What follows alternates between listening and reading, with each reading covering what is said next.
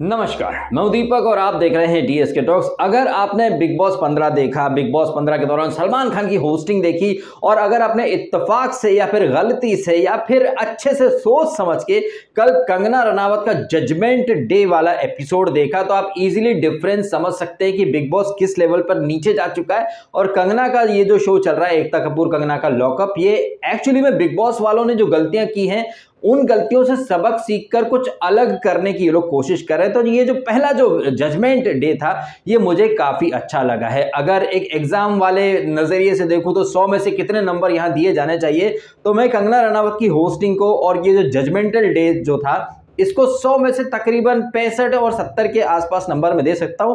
30% में गुंजाइश छोड़ देता हूं इंप्रूवमेंट की, क्योंकि कुछ ऐसी बातें थी जिन्हें हाईलाइट किया जा सकता है। जैसे कि निशा को ज्यादा कुछ बोला नहीं गया। पूनम पांडे वो जब से यहां आई हैं तब से बार बार उनका इतने कितने पता नहीं कितने मिलियंस ऑफ बीएचके हैं, वो फलाने बीएचके में रो रही थी, टेरेस पे जाके रो रही थी, फलाने ने मारा था, मेंटल अब्यूज हुआ, फिजिकल अब्यूज हुआ, फोन तोड़ दिया गया, I had no phone, I couldn't call anyone.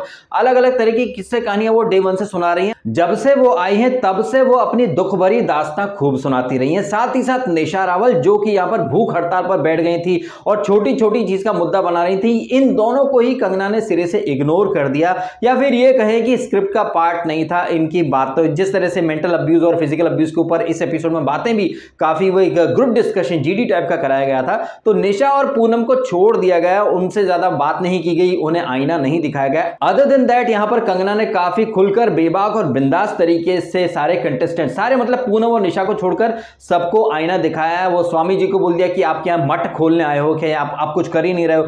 पायल तो सबसे ज्यादा बड़ी वाली क्राई बेबी निकल गई, हर चीज के लिए आप जिद करती हो, ये करती हो, वो करती हो, और अलग तरह का एक नैरेटिव चला रही है। पायल रोहतगी, जैसा कि मैंने अपने वीडियो में पहले भी कहा, कि खुद को ही सेल्फ विक्टिमाइज्ड दिखाती हैं और अतरंगी बातें, अतरंगी डिमांड, जादू की बहन धूप धूप करती रहती है। करणवीर बोहरा यहां पर वापस से खुद का ही पोपट बनवा रहे हैं। पोपट से याद आया तहसीन द पोपट पूनावाला। तहसीन पूनावाला बिग बॉस 13 में भी सलमान के सामने बड़ी बड़ी बातें कर रहा था कि देखो मैं जीत के जाऊंगा। उसने अपनी गलतियों से सबक नहीं सीखा है और मुझे अब यकीन हो चुका कि तहसीन पूनावाले जैसे लोग कांग्रेस को क्यों सपोर्ट करते हैं, क्यों तहसीन पूनावाले जैसे लोगों को कांग्रेस पार्टी आगे कर देती है। बिकॉज एक पप्पू ही पप्पू को सपोर्ट और जस्टिफाई कर सकता है। तहसीन पूनावाला बिग बॉस 13 में जो गलती करके आया है वो गलती यहां पर भी वो दोहरा रहा है। वो बार बार खुद को पप्पू और पोपट ही साबित कर रहा है। तहसीन पूनावाला उस इंसान की तरह बिहेव कर रहा है जो अपनी गलतियों से सबक नहीं सीखता है। एक समझदार इंसान जो होता है वो अपनी गलतियों से सबक सीखता है, और बहुत ज्यादा समझदार इंसान जो होता है वो दूसरों की गलती से भी सबक सीख जाता है। लेकिन तहसीन पूनावाला एक नंबर का बेवकूफ है। एक कहावत कही जाती है कि दूध का जला छाछ भी फूक फूक कर पीता है, लेकिन तहसीन पूनावाला वही गलतियां रिपीट कर रहा है जो उसने वहां बिग बॉस 13 में रिपीट की थी। वहां भी बड़ी बड़ी बातें करता था कि मैं जीत के जाऊंगा, लेकिन हमने देखा कहीं इसको कोई कॉन्वर्सेशन में, बातचीत में जानबूझकर घुसने की कोशिश करता था, कोई इससे बात ही नहीं करता था, एक ही हफ्ते में निकल गया था। यहां पर भी बड़ी बड़ी बातें कर रहा था कि I am Tehseen Poonawalla, perhaps the first winner of first season of lockup.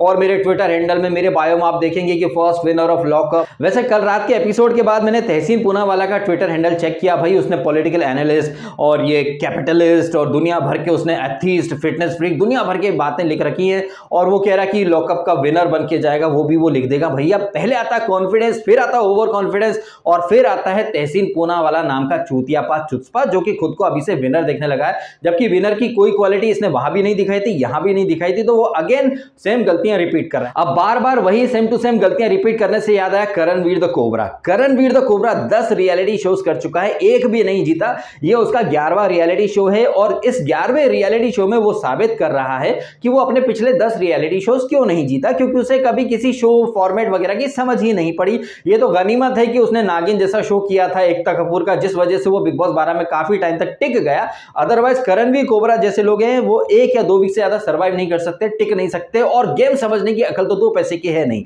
अब इसने जो चीटिंग की थी टास्क के दौरान, चोरी ऊपर से सीना जोरी वाला फंडा वो लेकर के चलता है। अब यहां पर कंगना रनावत ने जिस बेबाक अंदाज से तहसीन पूनावाला, पायल रोहतगी, स्वामी वो चक्रपाणी महाराज और ये क्या नाम है इसका करणवीर द कोबरा को आईना दिखाई, ये काबिले तारीफ है। साथ ही साथ पहला ही ये जजमेंटल डे या वीकेंड एपिसोड था जहां कंगना रनावत ने बगैर 1 सेकंड की देरी किए वो क्लिप दिखा दी सारे घर वालों को, जहां केवी द कोबरा, मुनव्वर, वो सिद्धार्थ और वो टिकटॉकर लड़की ये सब प्लान करके वो छुपे हुए कॉइन ऐड कर रहे थे। थे।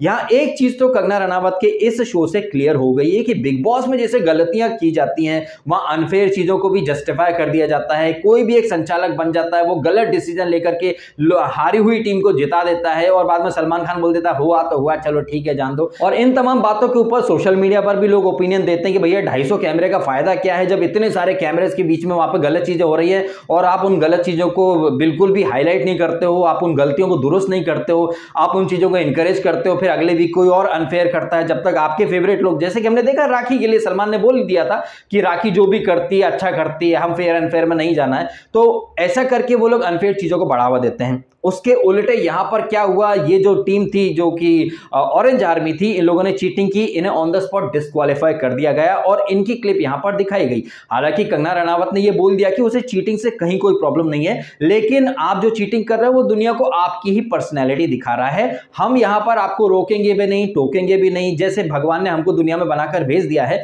अब अपनी इस जिंदगी में हम क्या करते हैं क्या नहीं करते हैं इसका हिसाब किताब ऊपर होगा। ऐसे ही ये जो कैप्टिव रियलिटी शोज होते हैं, जहां पर चाहे बिग बॉस जैसा लग्जूरियस हाउस हो, चाहे ये लॉकअप जैसा जेल हो, जहां पर कैदियों को भेज दिया गया है।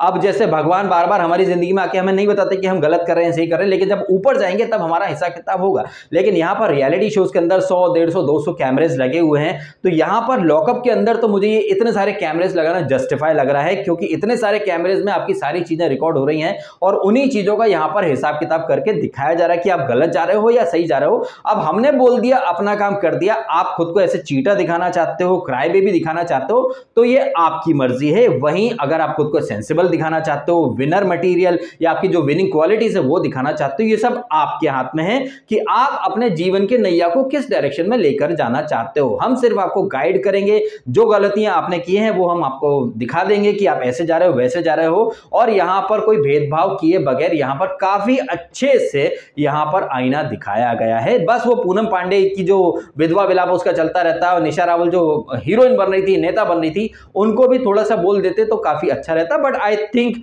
बाकी जितने कंटेस्टेंट को बोला गया है, तो अगर पूनम और ये निशा थोड़े से भी समझदार होंगे तो इनमें अकल आ जानी चाहिए। वैसे मुझे लग रहा है कि जिस तरह निशा रावल ने खुद का बाइपोलर डिसऑर्डर और फैमिली इश्यूज और पूनम ने बार बार इसको फिजिकल टॉर्चर, मेंटल टॉर्चर, इसके ऊपर काफी ये लोग इमोशनल हुए, रोए। आई थिंक इस वजह से शायद इनको एक रेस्ट करने का, ये रिलैक्स होने का एक मौका दे दिया। वैसे कंगना रनावत बाहर बहुत ज्यादा बातें करती है नेपोटिज्म की, फेवरेटिज्म की, आउटसाइडर्स को इक्वल अपॉर्चुनिटीज नहीं मिलती, तो क्या कंगना रनावत यहां ये नहीं बोल सकती थी कि करणवीर द कोबरा, तुम 10-10 रियलिटी शोज कर चुके हो, 10 के 10 तुम हार चुके हो, तो क्या कंगना रनावत यहाँ ये नहीं बोल सकती थी कि तुम कौन सी लॉबी से हो, नेपोटिज्म या एकता से दोस्ती, जिसकी वजह से तुम्हें 10 के 10 रियलिटी शोज मिले, तुम 10 के 10 रियलिटी शो में हक के आए हो, तुमको आज तक कोई भी रियलिटी शो समझ में नहीं आया। वहीं मुनव्वर जो कि अपनी जिंदगी का पहला रियलिटी शो कर रहा है और जिस तरह से वो खेल रहा है, तुम सारे लोगों के मुंह पर एक करारा थप्पड़ मार रहा है, चाहे वो पायल हो, चाहे वो सारा खान हो, चाहे ये तहसीन पूनावाला हो, चाहे करणवीर द कोबरा तुम खुद हो, तुम सबको पीछे छोड़कर ये नया लड़का काफी आगे निकल चुका है in terms of game awareness और गेम खेलने का तरीका। तो तुम लोग इतने सालों से रियलिटी शो करके हारते चले आ रहे हो, कहीं ना कहीं तुमने, स्पेशली केवी, तुमने 10 सालों में 10 रियलिटी शोज किए, 10 डिजर्विंग लोगों का कहीं ना कहीं तुमने हक खा लिया। इस तरह से करणवीर कोबरा को थोड़ा आईना और दिखाया जाना चाहिए था, क्योंकि ये वही कंगना है जो बाहर बहुत बातें करती थी नेपोटिज्म की, आउटसाइडर के साथ भेदभाव की। सो आई थिंक यहाँ पर काफी अच्छी अपॉर्चुनिटी थी एक फेवरेटिज्म, नेपोटिज्म वाली बात को हाईलाइट करने की, लेकिन कंगना तो खुद एकता का शो कर रही है। इसी वजह से मैंने इसको 100 में से 65-70 नंबर दिए, क्योंकि 30% काफी चीजें हैं जिनमें सुधार की आवश्यकता। वैसे इस एपिसोड में ये जो टिकटॉकर लड़की है, ये चूंकि सेव नहीं हुई तो इसके गुर्दे छिल गए, क्योंकि इसके कितने 10 मिलियन प्लस फॉलोअर्स हैं भैया, करोड़ों की तादाद में लोग इसको देखते हैं, फॉलो करते हैं। लेकिन जब सेव होने की बारी आती है तो सबसे पहले Munawar the funny Faruqui save हो जाता है, और इतना सुनते ही, इतना देखते से ही ये जो टिकटॉकर लड़की है, जो कि एक दिन पहले मुनव्वर से कह भी रही थी कि मेरे 150 मिलियन व्यूज आते हैं, हम 10 सेकंड का कंटेंट बना देते हैं, उसके गुर्दे छिल गए। उसने अपने मुंह से बोला कि I am disappointed with my audience, with my fans. अब यहां पर ये अंजलि अरोड़ा जैसे लोग, जिन्हें रातों रात मिलियंस ऑफ लोग फॉलो करने लगे, उन्हें पता चल गया या पता चल जाना चाहिए कि हकीकत और एक फसाने में क्या क्या अंतर होता है। आपको भले ही आपकी जो भी आप हरकतें करती हो, जो भी अतरंगी डांस वगैरह करती हो, लिपसिंग करती हो, जो भी करती हो, आपको देखने वाली ऑडियंस क्या आपको इस शो में पसंद कर रही है। आई थिंक जिस तरह से सबसे पहले मुनव्वर फारूकी सेव हुआ और ये सो कॉल्ड 10 मिलियन फॉलोअर्स वाली, 150 मिलियन व्यूज वाली, 10 सेकंड में कंटेंट बना देने वाली, जो कि एक दिन पहले काफी घमंड में थी कि उसके बहुत ज्यादा फॉलोअर्स हैं, तो इनका जो घमंड है वो एक सेकंड में चूर चूर हो गया जब इन्हें पता चला कि इनके करोड़ों फॉलोअर्स ने इन्हें बचाया ही नहीं है। अब यहाँ पर ये पब्लिक वोटिंग है या मेकर्स की मर्जी है या क्या है, ये तो मुझे नहीं पता, ये आपको भी नहीं पता। लेकिन एक चीज जो यहाँ पर निकल के आ रही है कि स्टार्ट के 1-2 दिन तक ये लड़की थोड़ी सी डल थी, बट बाद में इस लड़की ने थोड़ा पिकअप किया है।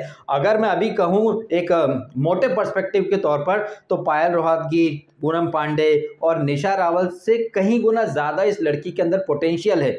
जैसे वो बबीता फोगाट, वो ज़्यादा बोलती नहीं हैं, उनसे यहाँ पर कंगना ने भी बोला कि आप अपने बच्चे को काफ़ी मिस कर रही हो, अलग तरह से मोटिवेट करने की कोशिश की। तो अगर फीमेल कंटेस्टेंट के तौर पर मैं देखूं तो ये जो लड़की है अंजलि, इसमें पोटेंशियल बहुत है, ये बहुत आगे जा सकती है, बस थोड़ा सा घमंड कम करे। हालांकि इसने काफ़ी कम करने की कोशिश भी की है और मुझे ऐसा लग रहा है कि ये लड़की सेव हो जाएगी। लेकिन जिस तरह बाहर जो सडनली आप कुछ भी एक वीडियो डाल देते हो, वायरल हो जाता है, लोग आपको फॉलो करने लगते हैं। आपको याद होगा वो प्रिया प्रकाश वॉरियर करके एक लड़की जिसने एक आंख मारी थी तो दुनिया दीवानी हो गई थी।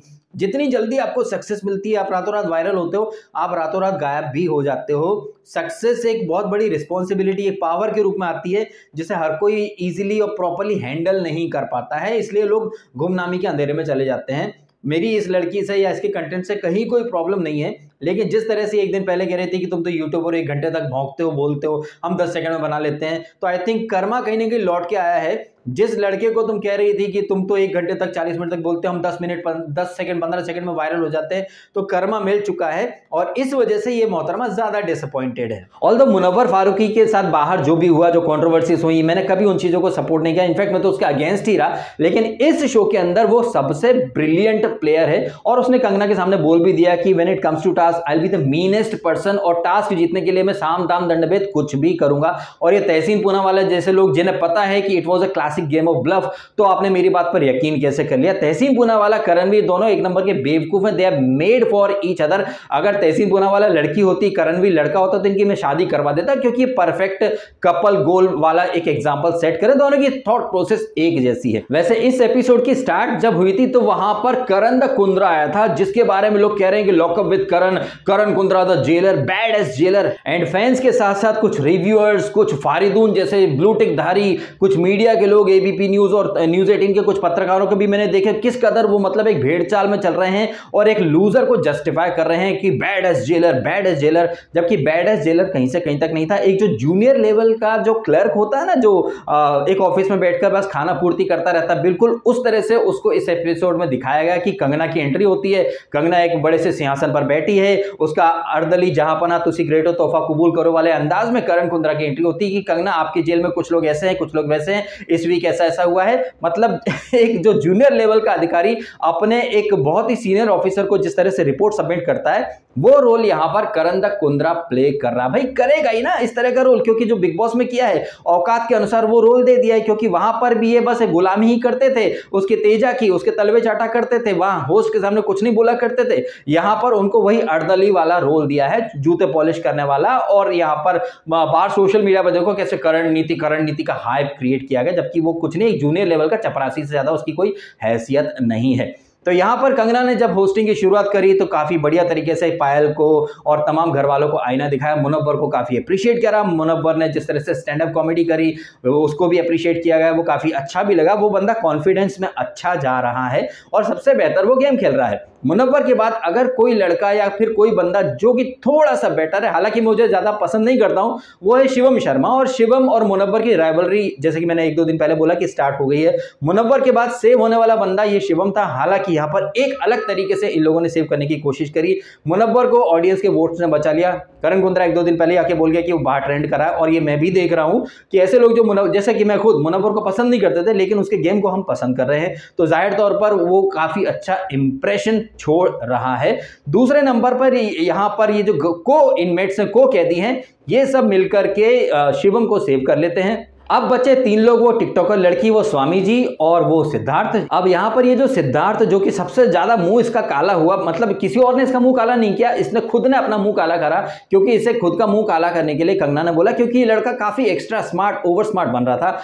एक दूसरे पर आरोप लगाने थे, मुंह काला करना था कि इसमें क्या कमी है, ये क्या है, वो क्या है। यहां पर सिद्धार्थ ये खड़ा हुआ तो बोलता मैं किसी के ऊपर आरोप नहीं लगाना चाहता, तो कंगना ने बोल दिया कि भैया तुम बहुत ज्यादा गुडी गुडी बन रहे हो, टू गुडी शू टाइप का तुम कर रहे हो, अपना मुंह काला करो और जाके चुपचाप बैठ जाओ जाके। ये बहुत ओवर स्मार्ट बन रहा था कि मैं सबकी गुड बुक्स में रहूं, I want to spread love, वैसे भी दुनिया में बहुत लड़ाइयां चल रही हैं, प्यार बांटो प्यार। तो ये सिद्धार्थ जिसको कि जो टास्क दी गई थी वो करने के बजाय दुनिया भर की ज्ञान दे रहा था, तो उसको 2 मिनट के अंदर कंगना रनावत ने बिठा दिया कि जाके चुपचाप बैठ जा, ज्यादा ओवर स्मार्ट मत। तो यहां पर ये सिद्धार्थ स्वामी जी और ये जो टिकटॉकर लड़की है ये डेंजर जोन में है। अब इस एपिसोड के टुवर्ड्स द एंड जब कंगना बोल देती कि आपका फैसला कल होगा, तो हम एक अलग ही चीज देखते हैं। अब चीज आप ऐसे देखें कि ये जो पायल रोहतगी, जिसको कि कंगना भी बहुत कुछ समझाती कि आप क्राई बेबी हो, आप खुद को लीडर दिखाना चाहती हो, आप ये चाहती हो कि कोई आपसे बेहतर होगा तो आप खेलोगे नहीं, सब आपसे कम होने चाहिए, पायल के अपने जस्टिफिकेशन थे।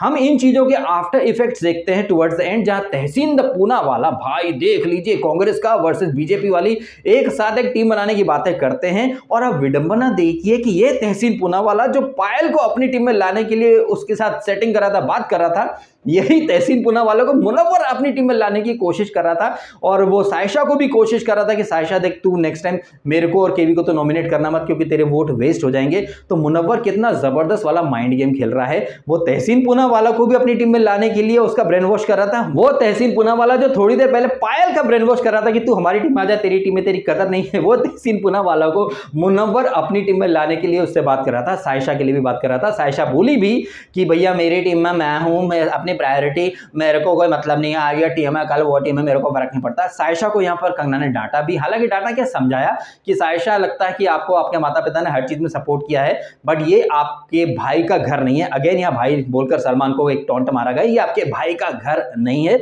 आपने मेरे गार्ड्स को डांटा कैसे। तो यहाँ पर सायशा ने बोल दिया कि डांट कर अगर गलती की है तो वो ओपनली स्वीकार भी कर लेगी। उसमें मुझे ये चीज अच्छी लगती कि वो जो करती है या जो करता है, जब बोलती बोलता वो टंकी की चोट पर उसने स्वीकार कर लिया कि हाँ आगे से नहीं करेगी, अगर किया है तो उतनी ही शिद्दत से माफी मांगने को भी वो तैयार है, जबकि ये क्वालिटी करणवीर बोहरा में बिल्कुल भी नहीं है। हमने उस दिन देख लिया था जब इस टास्क में लोगों ने चीटिंग की थी, उसके बावजूद ये चोरी पर सीना चोरी, और इस एपिसोड तक भी वो मानने को तैयार नहीं था कि वो चीटिंग की वजह से डिस्क्वालीफाई हुए। वो एक अलग चीज कर रहे थे कि पायल हमारी टीम से बाहर थी फिर भी वो खेल रही थी, शायद इस वजह से डिस्क्वालीफाई। एक अलग ही ट्रैक पर करणवीर बोहरा अपनी गाड़ी चला देता है। और जैसा कि मैंने कहा कि कंगना ने बोल दिया कि उसे चीटिंग से प्रॉब्लम नहीं, तो करणवीर तो कोबरा ने बोलना शुरू कर दिया, अच्छा कंगना ने बोल दिया चीटिंग से प्रॉब्लम नहीं है तो हम नेक्स्ट टाइम ऐसी चीटिंग करेंगे कि दिखे नहीं। एक बार भी उसने नहीं बोला कि नहीं हम बगैर चीटिंग के एकदम स्ट्रेट फॉरवर्ड तरीके से खेलेंगे, ताकि पब्लिक के बीच में एक मैसेज जाए कि हम बगैर चीटिंग के खेल सकते हैं, हमारे अंदर स्पोर्ट्समैन स्पिरिट है, हार गए तो कोई बात नहीं, अपने ईगो को सेटिस्फाई करने के लिए, जैसे कि किसने, आई थिंक शिवम ने या फिर उस टीम से शायद शायशा थी या पायल रोहतगी, सॉरी इसी टीम से पायल रोहतगी ने ही करणवीर की पोल खोल दी कि जब तुम 500 ग्राम आटे वाली टास्क हार गए थे, अपने ईगो को सेटिस्फाई करने के लिए तुमने 700 ग्राम आटा पीसा। तो करणवीर बोहरा साबित कर रहा है कि 10-10 रियलिटी शो करने के बावजूद उसको एक बार भी कोई भी रियलिटी शो समझ में नहीं आया, और यहां पर भी वो अलग ही ट्रैक पर अपनी गाड़ी दौड़ाता। वो और तहसीन पूनावाला एक अलग ही दुनिया में जी रहे हैं, ख्यालों की दुनिया, और ख्याली पुलाव बनाते हैं, खाते हैं और दुनिया को भी परोस देते हैं। सो ओवरऑल लॉकअप का ये फर्स्ट वीकेंड एपिसोड, कंगना की वीकेंड वाली होस्टिंग, ऑब्वियसली इनका कंपैरिजन वीकेंड का बार और सलमान खान के बिग बॉस से डेफिनेटली होगा, क्योंकि जब इस शो का प्रोमो लॉन्च हुआ और जब इस शो का लॉन्च इवेंट हुआ तो एकता कपूर और कंगना दोनों ही ने बार बार बिग बॉस के ऊपर एक टॉन्ट भी मारा था, इसे अपने भाई का घर मत समझिए, ये मेरी जेल है, ये अत्याचारी खेल है, हर चीज में बिग बॉस से इस चीज का कंपैरिजन हो रहा है। और यहां पर जैसे कि मैंने इस वीडियो के स्टार्ट में ही बोला कि जो गलतियां बिग बॉस ने की और वहां सलमान जो कि होस्टिंग के नाम पर मजाक करता है, आई थिंक उन सारी चीजों को यहां पर लॉकअप की टीम ने काफी बढ़िया एक बोल्ड एंड कैपिटल लेटर में लिख लिया कि हमें ये गलतियां नहीं करनी है, सबको इक्वली ट्रीट करना है। और पूरे वीक की जितनी हैपनिंग थी, जो भी एपिसोड थे, कंगना रनावत यहां पर सारी एपिसोड और सारी चीजें अच्छे से देख कर आई है। उसकी बातों से तो यही लगा है कि काफी अच्छा होमवर्क किया है उसने, जबकि सलमान खान वीकेंड पर सिर्फ एक मुद्दा पकड़ लेते हैं, वो भी फ्राइडे या सैटरडे मॉर्निंग का, और उसी के ऊपर पूरे 2 एपिसोड वो खींच डालते हैं। जबकि यहां पर मंडे से लेकर के फ्राइडे तक जो जो चीजें हुई, जो टास्क हुई, जो बातें हुई, जो चीजों की डिमांड हुई, 15 मिनट का वो 15 सेकंड के कंटेंट वाली से लेकर पायल रोहतगी की ये सब बातें, इन सारी चीज़ों को हाईलाइट किया गया। हालांकि निशा और पूनम के ऊपर थोड़ा डिस्काउंट बरत दिया, उन्हें इतना ज़्यादा यहाँ पर आईना नहीं दिखाया गया, बट आई थिंक आज के एपिसोड में या फिर अगले एपिसोड में उनका भी नंबर आ जाएगा। ओवरऑल मैं कंगना की होस्टिंग से, इस वीकेंड वाली होस्टिंग से काफ़ी ज़्यादा संतुष्ट हूँ, बिकॉज मैं एक एक्सपेक्टेशन लेकर के चल रहा था कि कंगना ने सलमान को बहुत ज़्यादा टॉन्ट किया है, तो क्या वो खुद अपने शो की जो होस्टिंग है उस एक्शन से, कहते हैं ना कि शब्दों से ज़्यादा आपका व्यवहार, आपके एक्शन आपकी कहानी बयां करते हैं, तो क्या कंगना अपनी होस्टिंग से जवाब दे पाएगी अपने हेटर्स को? तो हाँ, उसने जवाब दिया है, काफ़ी अच्छे तरीके से होस्टिंग की है, काफ़ी अच्छे तरीके से सारे ही कंटेस्टेंट को हैंडल किया है, जिसे जैसा फीडबैक दिया जाना चाहिए था, जैसे शब्दों में समझाया जाना चाहिए था, कंगना ने बिल्कुल वैसा ही किया है। अब ये कंटेस्टेंट्स और ये इनमेट्स कैसे उन चीज़ों पर काम करते हैं आने वाले दिनों में, ये तो उनकी काबिलियत और उनकी योग्यता, उनके स्किल सेट के ऊपर डिपेंड करता है। बाकी आप कमेंट करके जरूर बताइएगा आपके क्या एक्सपेक्टेशन और क्या ओपिनियन थे कंगना की वीकेंड वाली होस्टिंग से। क्या आपके एक्सपेक्टेशंस पर कंगना खरी उतरी है? क्या ये जो शो का जो वीकेंड एपिसोड था, क्या आपकी एक्सपेक्टेशंस पर ये खरा उतरा है या नहीं? मुझे इतनी ज्यादा कोई कंप्लेंट्स नहीं है, जैसे कि मैंने कहा 100 में से 65 या 70 मार्क्स इजीली हम दे सकते हैं, कुछ 30% का इंप्रूवमेंट हम छोड़ देते हैं, क्योंकि पहला ही एपिसोड था। आने वाले दिनों में शायद एपिसोड्स और अच्छे हो जाएं। तो ये था मेरा रिव्यू कंगना रनावत लॉकअप के ये जो फर्स्ट जजमेंटल डे वाले एपिसोड का। आज एक और एपिसोड आएगा जहां देखते हैं कि 3 में से कौन बचता है, कौन जाता है। कमेंट करके बताएं आप अपने ओपिनियन, और यदि आपको ये वीडियो अच्छा लगा तो वीडियो को लाइक करें, कमेंट करें, शेयर करें और करें सब्सक्राइब डीएसके टॉक्स को। यदि आपने नहीं किया तो आपने समय निकाला, वीडियो देखा, आपका बहुत बहुत धन्यवाद। Thank you so much.